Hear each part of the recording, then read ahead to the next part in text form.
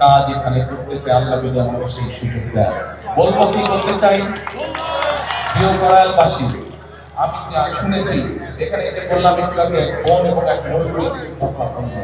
আমরা সিদ্ধান্ত নিয়েছি আলহামদুলিল্লাহ, আল্লাহ আল্লাহ আমাদেরকে সেই সুযোগ দিন।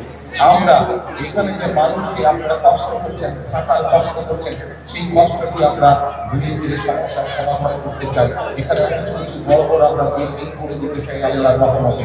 এবং এইখানে যে মানুষগুলো থাকেন তাদের নাম রেজিস্ট্রি করে আমরা প্রত্যেকটি ছোট ছোট ফ্ল্যাট করে সেই ফ্ল্যাটগুলো তাদের নামে আমরা দিতে চাই।